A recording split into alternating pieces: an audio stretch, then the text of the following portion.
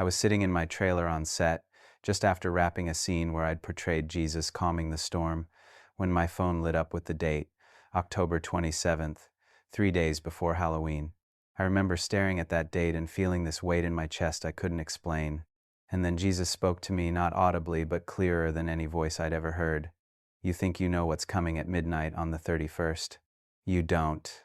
What he showed me in the next 72 hours about Halloween, the Rapture, and the 4 signs no one is watching for would shatter everything I thought I understood about being ready for his return. Before we begin, tell me one thing you're praying for right now in the comments. I want to pray with you by name. And if you're a true believer in Christ, if you've genuinely repented, if you have saving faith, if you're truly following Jesus, please subscribe. What you're about to hear will challenge everything you've been taught about readiness. I need to know there are believers out there who are awake, watching, and ready. So, let me tell you what happened. It was just a normal Tuesday afternoon. I'd spent the morning filming, and honestly, I was exhausted. Playing Jesus isn't just about memorizing lines, it's spiritually draining in ways I can't fully describe. You're constantly praying, constantly aware of the weight of representing him, And that particular day, I'd been filming the scene where Jesus weeps over Jerusalem. I'd been meditating on his grief over people who couldn't see what was right in front of them. I went back to my trailer, and I just collapsed onto the small couch in there. I wasn't planning to pray or anything. I was just tired. But I found myself staring at my phone, scrolling through social media, and I kept seeing all these posts about Halloween, Christians debating whether it's okay to celebrate it, churches planning harvest festivals, parents asking if their kids can trick or treat, the usual stuff, right? And I remember thinking, why are we even arguing about this? Like we've got bigger problems in the church. We've got people who claim to follow Jesus but live exactly like the world. We've got pastors teaching prosperity gospel. We've got believers who can't tell you the last time they actually felt convicted by the Holy Spirit. But we're worried about whether Halloween is demonic. That's when I felt it. This presence in the trailer with me.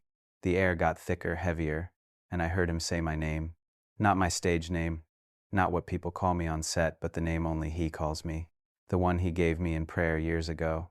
You think Halloween is the distraction, he said, but you're missing what I'm trying to show you about that night. I sat up.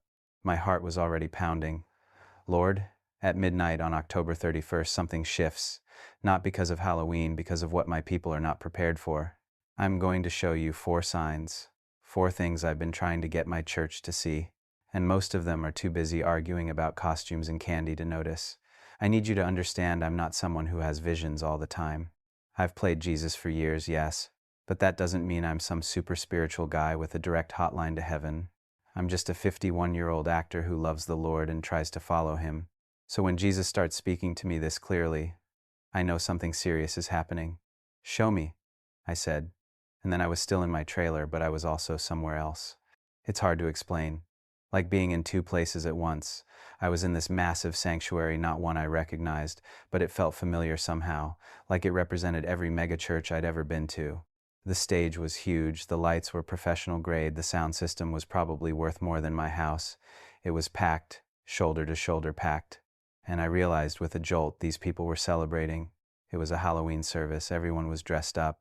Not in scary costumes, no. They were dressed as Bible characters. Moses, David, Esther, Paul. The pastor was dressed as Jesus. And I felt sick to my stomach because I knew, somehow I just knew, that this wasn't right.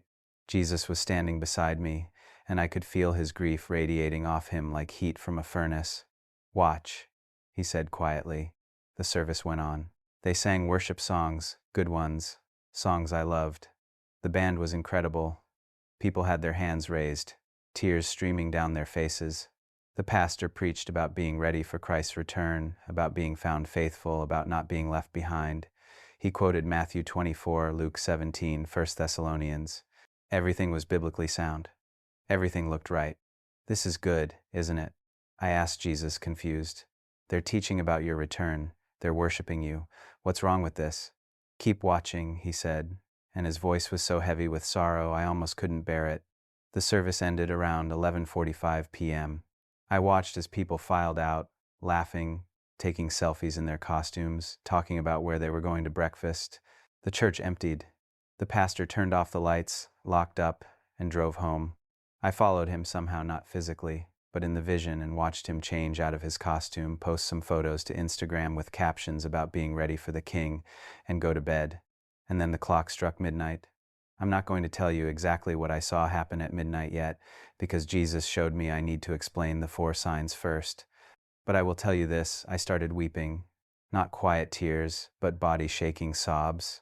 Because what happened to that pastor, to those people in that church, was not what any of them expected.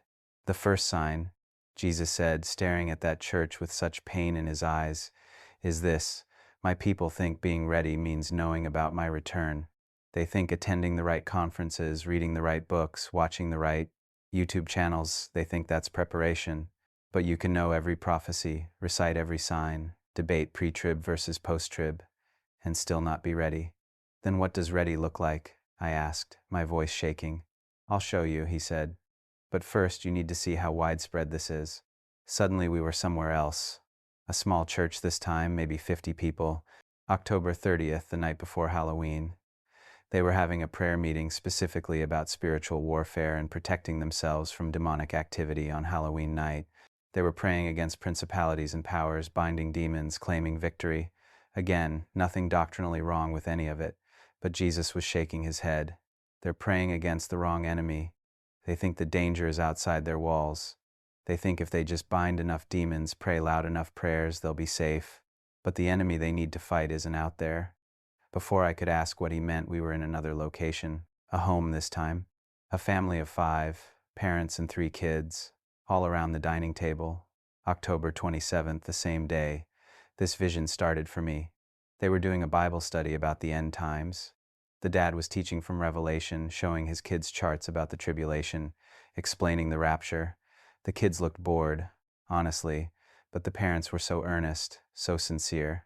These are good people, I said to Jesus. They're teaching their kids about you, about your word.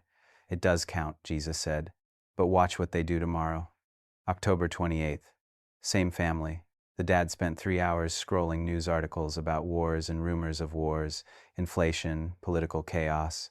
He called his wife over every few minutes. See, this is exactly what the Bible predicted. We're in the last days. The mom nodded, then went back to planning their daughter's birthday party. The kids played video games that weren't honoring to God. Nobody said anything. Nobody seemed to see the contradiction.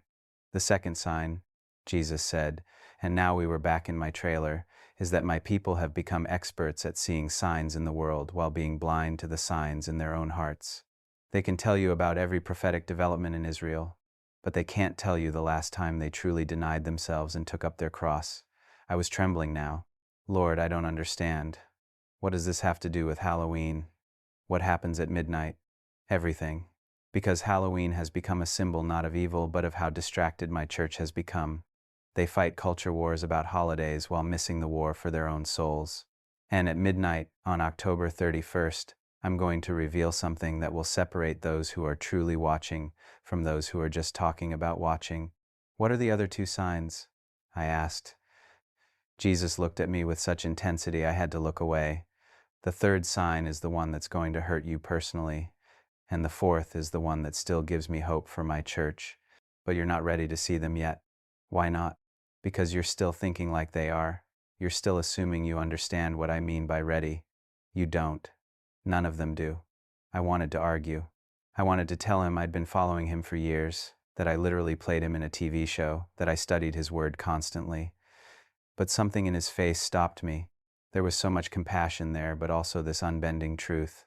Tonight, he said, at 3:17 a.m., I'm going to show you the 3rd sign, and tomorrow night, the 4th, and then, on October 31st, at midnight, you're going to see what I've been trying to warn my church about. Not a rapture, not yet, but a revealing. A separation between those who know about me and those who know me. He started to fade, and I felt panic rising in my chest. Wait, how do I know if I'm ready? That's exactly the right question, he said, and then he was gone. I sat there in my trailer, shaking, sweating, looking at the clock, 4:47 p.m. In less than 11 hours, he was going to show me something that would hurt me personally. I didn't sleep that night. I kept praying, kept asking him what he meant, but he didn't answer. He just let me sit with the weight of what I'd already seen. At 3:17 a.m., my phone alarm didn't go off, but I woke up anyway, bolt upright in bed, heart racing. And Jesus was there in my bedroom, standing at the foot of my bed. "Are you ready to see the third sign?" he asked. I wasn't, but I nodded anyway. So there I was, 3:17 a.m., sitting up in bed, and Jesus was just standing there, not glowing or floating or anything mystical like that. He looked exactly like he did in the visions I'd been having while preparing for the show, but more real, somehow, more present, and his eyes were fixed on me with this expression I can only describe as loving heartbreak. "The third sign," he said quietly, "is going to be harder for you than the first two, because this one isn't about other people, this one is about you." My mouth went dry. "Me? Do you remember 3 weeks ago? The fan who approached you after church?" I did remember. Oh God, I remembered. This woman, maybe mid-30s, had waited for me in the parking lot. She was crying before she even reached me. She told me that watching The Chosen had changed her life, that seeing me portray Jesus had brought her back to faith after years of wandering. She'd been divorced, struggling with addiction, fighting depression, and something about the show had cracked through all of that. She'd asked if I would pray with her, right there in the parking lot. And I had looked at my watch. I had a lunch meeting with my agent. We were discussing contract negotiations for the next season. Important stuff, career stuff.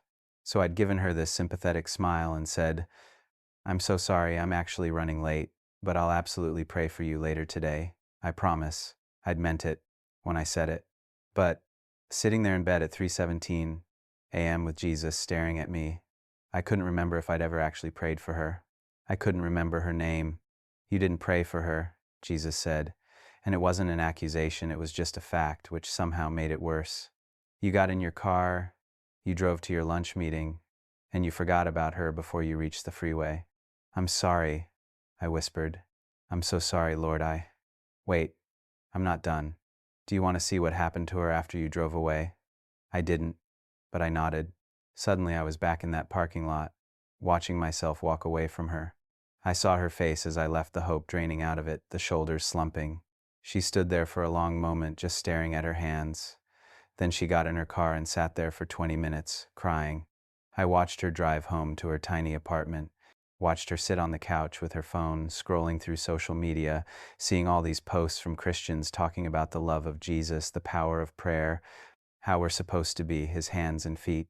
She started typing a comment on one of those posts, then deleted it, typed another, deleted it. Finally, she just put her phone down and stared at the wall. She almost gave up that day, Jesus said.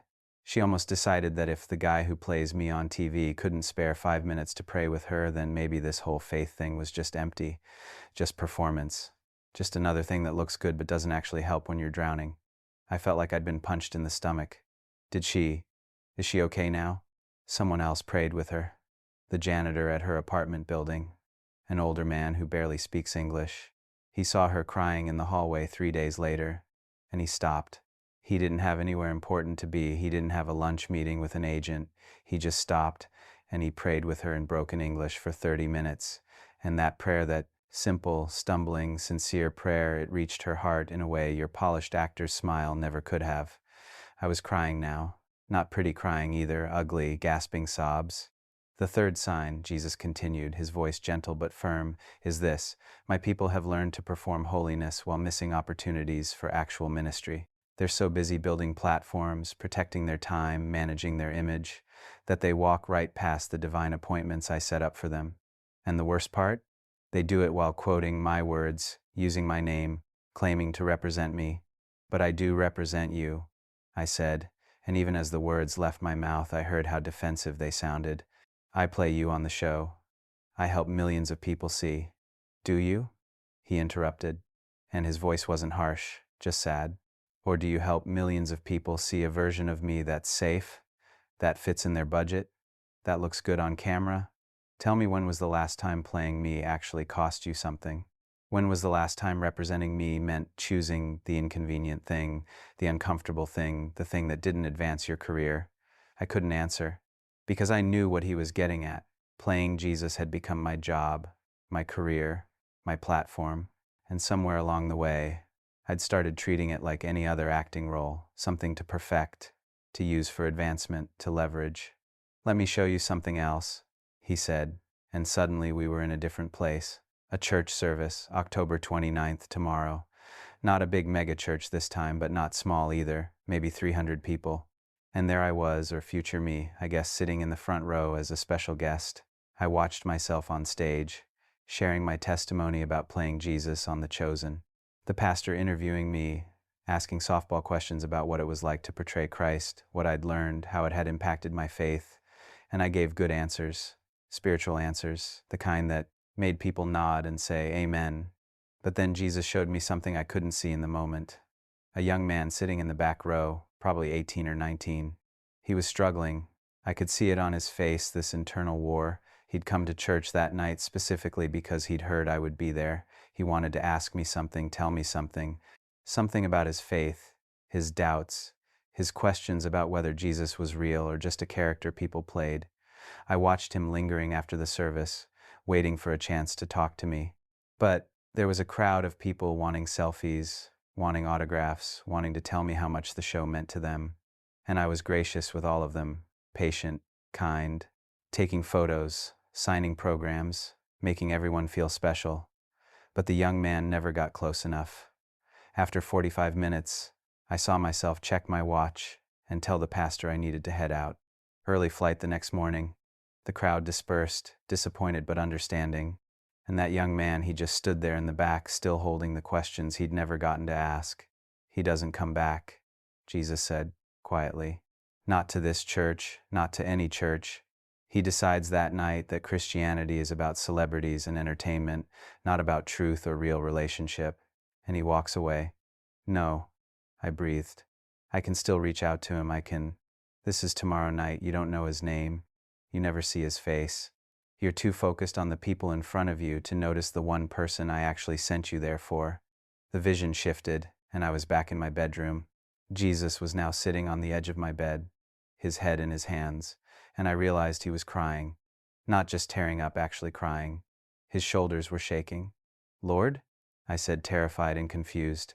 This is what breaks my heart, he said through his tears. You're not a bad person. You're not a hypocrite trying to deceive people. You genuinely love me. You genuinely want to serve me. But you've built such a good life around me, such a successful ministry about me, that you've stopped seeing the actual people I put in your path.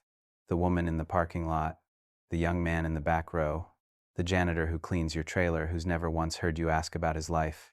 Each example hit me like a physical blow because I knew them all.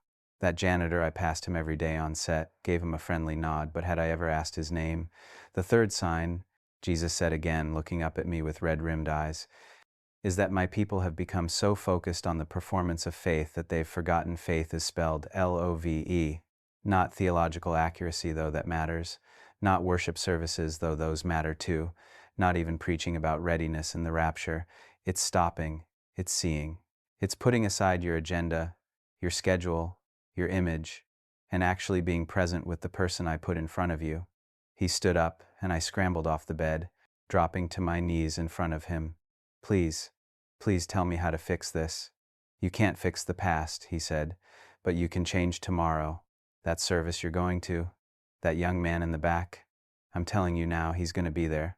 He's going to have dark hair, a blue jacket, and he's going to look terrified and hopeful at the same time. And you're going to have a choice.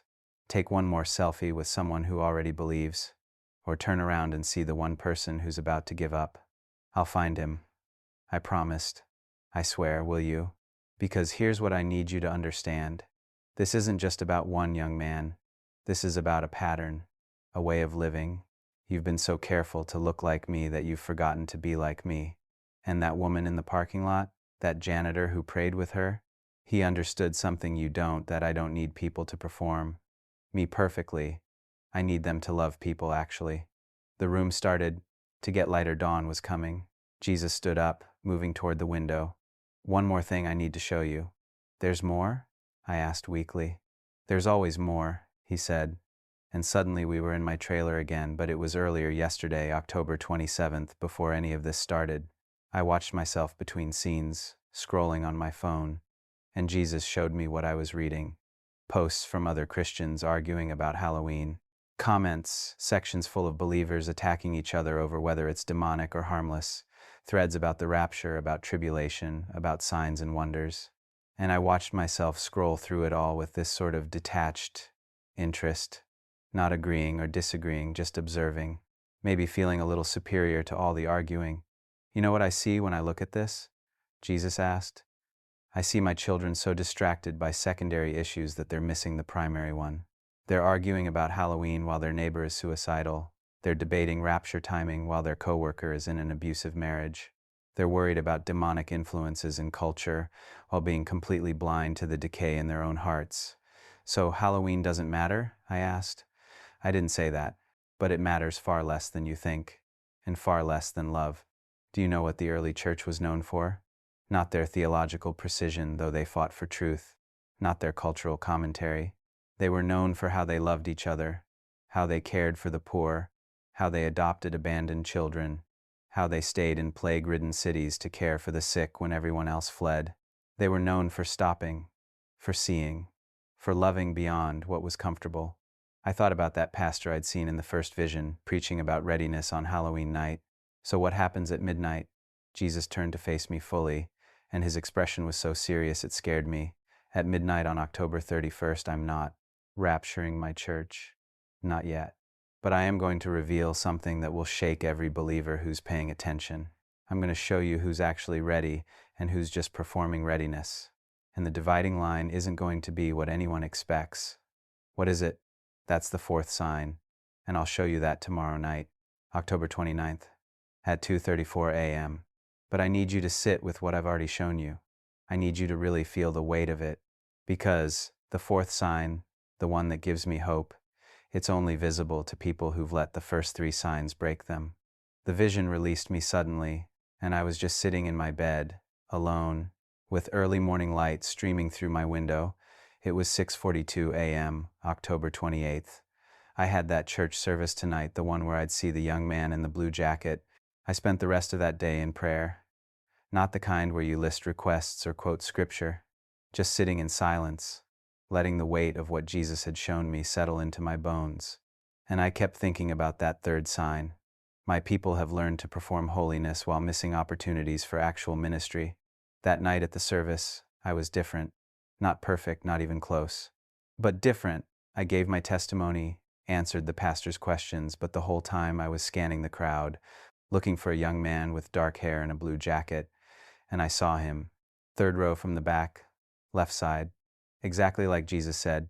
He was watching me with this intensity that made my heart ache. After the service, people swarmed, like they always do. Photos, autographs, stories, and I was kind to them, but I kept one eye on that young man. He was moving closer, then retreating, then moving closer again. 20 minutes in, I did something I'd never done before. I held up my hand to the crowd and said, "Hey, I'm so sorry, but I need to take a quick break." And I walked directly to that young man before he could retreat again. "Hey," I said, and his eyes went wide. "I saw you sitting back here. What's your name?" "Marcus," he said, barely above a whisper. "Marcus, I'm really glad you came tonight. Is there something you wanted to talk about?" His eyes filled with tears immediately. "I didn't think you'd actually. Everyone always says Christians care, but it often feels like performance," I finished. "Yeah, I know. I'm guilty of that more than I want to admit. But right now, I'm not performing. So what's on your heart?" We talked for 45 minutes. Marcus told me about his doubts, his questions, his fear that Christianity was just another institution using God's name, and I didn't give him perfect answers. I just listened, really listened, and then I prayed with him. When I opened my eyes, Marcus was crying. "Thank you. You have no idea. I was going to stop trying. After tonight, I was just going to stop, but this felt real." I gave him my personal phone number. "I mean it. If you need to talk, call me. I'm not perfect at this, but I'm trying to learn what it means to actually follow Jesus, not just play him on TV." Driving home that night, I felt different, lighter, like I'd stepped into something more real than anything I'd experienced on set. But I also felt afraid, because tomorrow night, October 29th at 2:34 a.m., Jesus was going to show me the fourth sign, the one thing that gave him hope for his church. I fell asleep praying, not with words, but just with this aching sense of, please, Lord, let me be ready. At 2:34 a.m., my eyes opened, and Jesus was there again, standing by my window, looking out at the darkness. Are you ready for the fourth sign? He asked without turning around. I don't know, I said honestly. The first three have wrecked me.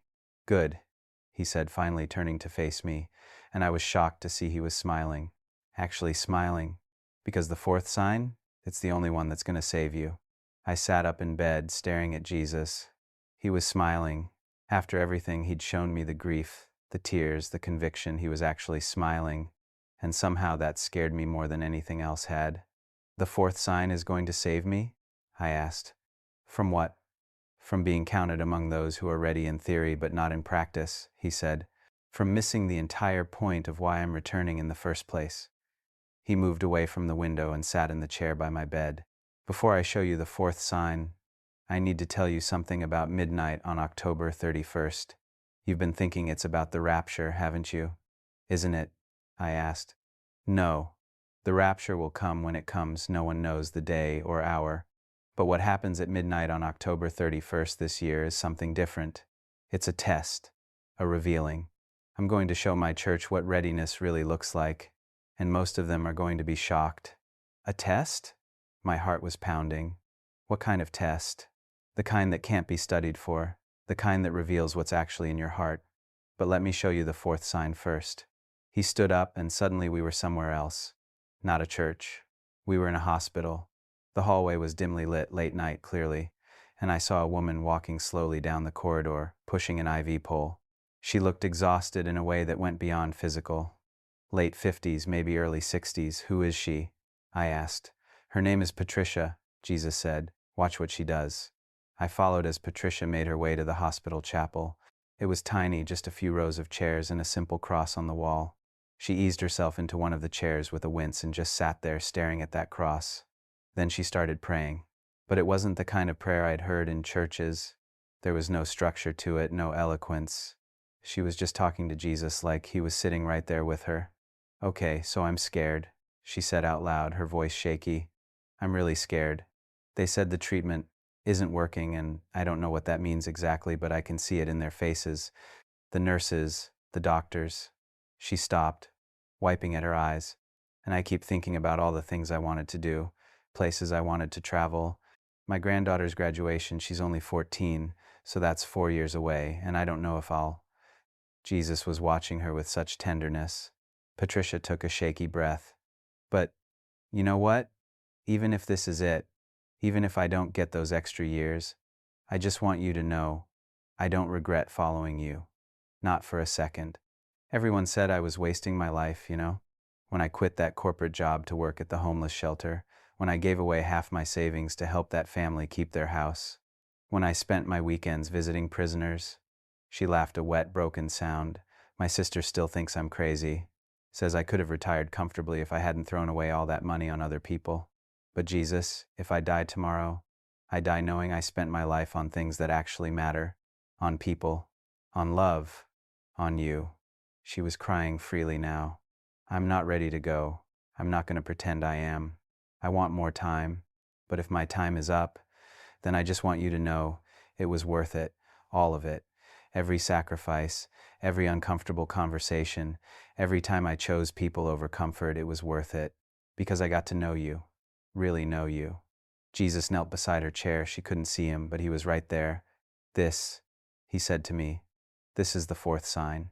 This is what readiness actually looks like. I don't understand, I said. She's just praying. She's scared, she's crying. But listen to what she's saying. She's not performing. She's not trying to have perfect faith. She's terrified of dying, and she's honest about it. But in the same breath, she's telling me that following me was worth it. Not because of what she got, she gave everything away. Not because it made her life comfortable, it made her life harder. But because she actually knows me. Because she spent her life loving people the way I love them. We were suddenly in another scene. Same hospital, different room. A man in his 40s lying in a bed, clearly ill. He was on his phone, scrolling through Facebook. I watched him stop on a post from his church, something about a prophecy conference, all about end times and rapture readiness. He stared at that post for a long time. Then he put his phone down and just lay there, staring at the ceiling. After a few minutes, he started talking. God, I've been to 17 prophecy conferences, he said. I can name all the signs. I know the difference between pre-trib, mid-trib, and post-trib. I've read all the books. And I'm lying here thinking, so what? What does any of that matter if I haven't actually lived like you're coming back? If I haven't loved like you loved? He rubbed his face with both hands. I've spent thousands of dollars on conferences about you returning, but I can't remember the last time I fed a hungry person. I've debated theology with strangers on the internet, but I haven't talked to my neighbor in 6 months. I know everything about readiness except how to actually be ready. Jesus was nodding slowly. He's starting to see it. The fourth sign, the one that gives me hope, is when my people start to understand that readiness isn't about knowing when I'm coming. It's about becoming who I've called them to be. So what happens at midnight, I asked. What's the test? Jesus stood. I'm going to show you, but not yet. You need to live through October 30th first. Tomorrow night at 11:30 p.m., 30 minutes before midnight on Halloween, I'll show you exactly what the test is. The vision released, and I was alone. October 29th, early morning. I had one full day before midnight on Halloween. I spent October 30th differently than I'd ever spent a day before. I went to set, but I was present in a way I usually wasn't. I talked to the crew members I usually just nodded at, the woman who does hair. Her name is Susan, and her son is struggling with addiction, the guy who manages craft services. David, going through a divorce. The PA with the clipboard. Rachel, questioning whether she even believes in God anymore because her church was so abusive. I prayed with Susan. I listened to David. I had a 2-hour conversation with Rachel. And I missed an interview. A podcast thing, publicity for the show. My agent was furious. But I didn't care. That night, I couldn't sit still. I kept watching the clock. 8 p.m., 9 p.m., 10 p.m. At 11, I tried to go to bed, but I couldn't sleep. I just lay there, praying. At exactly 11:30 p.m., Jesus appeared. We were suddenly standing on a street corner in a neighborhood I didn't recognize. Suburban, middle class, houses decorated for Halloween. Where are we? I asked. Everywhere, Jesus said. This is every neighborhood where my people live. Watch what happens at midnight. I saw them, Christians, coming out of their houses. That mega-church pastor. The family studying Revelation. Others, dozens, hundreds, all standing in their yards, waiting. They've all felt it, Jesus said quietly. I've been speaking to them, telling them something significant would happen at midnight on Halloween. They're all here, waiting. The clock struck midnight, and then I saw him, a homeless man, walking down the street, dirty clothes, pushing a shopping cart. He stopped at the first house, the megachurch pastor. Excuse me, the homeless man said. I haven't eaten in 2 days. Do you have any food you could spare? The pastor stared at him, looked up at the sky, looked back at the homeless man with clear irritation. It's midnight on Halloween. I'm kind of in the middle of something. There's a shelter 3 blocks north. He turned away. The homeless man moved to the next house. The family studying Revelation. Same question, same response. $5 and directions to the shelter, then back to watching the sky. House after house, Christian after Christian. They all did the same thing. Polite. Some gave money, but they all treated this man as an interruption. No, I whispered. This can't be the test. Too simple? Jesus said. Did you think I would make readiness complicated? The homeless man reached Patricia's house. She was standing on her porch in her robe, looking tired. When he approached, she didn't hesitate. Oh, honey, you look exhausted, she said. Come inside. Let me make you something to eat. As she led him inside, Jesus put his hand on my shoulder. She has no idea this is a test. She's just doing what she's always done, seeing people and loving them. That's the point. Real readiness isn't something you turn on. It's who you've become. We watched as the homeless man went to house after house. Only a handful actually invited him in. Most gave something while clearly wanting him to leave. And then Jesus did something that made my knees buckle. The homeless man transformed. His dirty clothes became radiant. His face, it was Jesus's face. Those who had invited him in saw it happen. They fell to their knees, weeping. Jesus embraced them, spoke to them, blessed them. Those who had sent him away, they saw it too, from their yards where they were still waiting. I watched their faces as they realized what they'd done. The megachurch pastor literally fell to his knees, screaming, "No, I was ready. I preached about readiness. I knew all the signs." Jesus walked to him and knelt beside him. "You knew about me," he said gently, "but you didn't see me.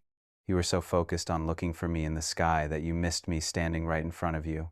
"But I wasn't ready for this test," the pastor said, "for what you expected, for what would confirm your theology. But were you ready to love me in the least of these?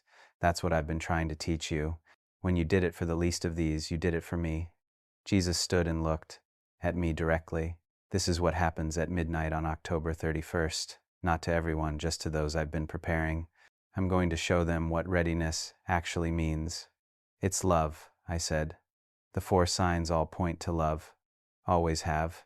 Sign 1. Being ready isn't knowing about my return, it's becoming like me. Sign 2. They can identify signs in the world, but not in their hearts. Sign 3. They perform holiness while missing ministry. Sign 4. It's not about information, it's about transformation." The vision faded. Jesus kept talking. "Tomorrow night this happens, and some will pass because they've been practicing love. Others will fail because they've been practicing religion. What about me? You're going to have your own test, not a homeless man. I'm going to send you someone who needs help at the most inconvenient time, someone who will interrupt your evening, and you're going to have to choose." I was back in my bed, October 30th, 11:47 p.m., 13 minutes until Halloween. I got dressed and sat in my living room praying. "I don't want to fail this test. Please help me see. Help me love." October 31st was the longest day of my life. I kept waiting for something to happen, but the day was ordinary. I ran errands, answered emails. I ordered pizza at 7:30 p.m., ate while watching the clock. 8 p.m., 9 p.m., 10 p.m.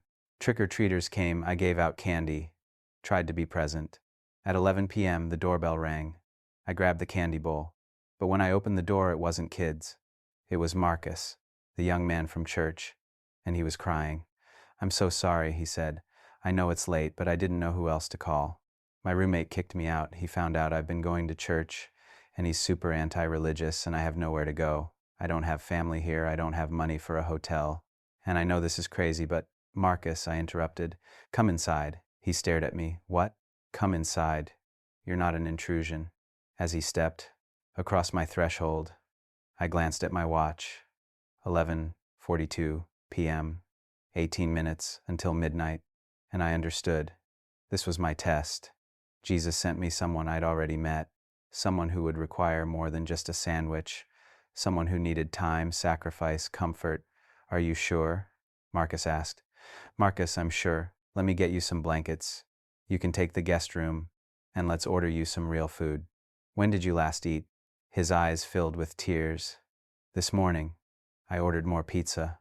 While we waited, we talked, really talked, about his roommate, about his faith questions, about how scary it is to follow Jesus when everyone thinks you're crazy. The pizza arrived at 11:57 p.m. We sat at my kitchen table eating, and Marcus was telling me about his childhood when midnight struck. I didn't even notice at first. I was too focused on listening. But then I felt it, that presence. Jesus was standing in my kitchen, visible to me, but not Marcus. He was smiling, proud, and he mouthed 2 words. "You saw him." Then he was gone. Marcus kept talking. "And that's why I'm so messed up about father figures, you know? Because you're afraid God might leave too," I said. "Exactly. How did you know?" "Because I'm learning to actually listen." "And Marcus? I'm really glad you came tonight. You didn't interrupt anything. You were exactly who I needed to see." We talked until almost 3 a.m. When Marcus finally went to bed, I sat alone, processing everything. Halloween came and went. The rapture didn't happen, but something else did. All across the world, Jesus showed up. Not in the sky with trumpets. He showed up hungry, homeless, desperate, interrupting, inconvenient, and he revealed who was actually ready. Here's what I need you to understand. You can know every prophecy and still not be ready. You can attend every conference, read every book, and still miss the entire point. Readiness isn't about knowing when Jesus is coming. It's about becoming someone who would recognize him if he showed up right now. Someone who's been practicing love so consistently that it's just who they are. That's what the 4 signs are really about. Sign 1, stop trying to know about Jesus' return. Start becoming like Jesus now. Sign 2, stop looking for signs in the world while ignoring your own heart. Sign 3, stop performing holiness. Start practicing love. Messy, inconvenient, agenda-disrupting love. Sign 4, this saves you understanding. It's about transformation, not information. About knowing Jesus, not just knowing about him. So here's my question. Who has Jesus sent to your door lately? Who have you treated as an interruption instead of a divine appointment? Jesus is coming back. Maybe tomorrow, maybe in 100 years. But when he shows up, he's going to reveal who was actually ready. And the dividing line isn't theology, it's love. So if you're worried about whether you're ready, good. That anxiety might be the Holy Spirit waking you up. But don't just study more prophecy. Go practice love. Find someone who needs help and help them. Stop for the person everyone else is stepping over. Because that's what readiness looks like. Not perfect theology, not complete knowledge, just simple, consistent, costly love. Marcus stayed with me for 3 weeks. And those 3 weeks taught me more about following Jesus than years of playing him ever did. Tell me in the comments, who is Jesus sending to your door? Who have you been missing? And if you're truly ready, if you're genuinely practicing this kind of love, please subscribe. I need to know there are believers out there who understand what really matters, because Jesus is coming back. And when he does, I want to be found doing what he did, stopping, seeing, loving, not performing readiness, living it.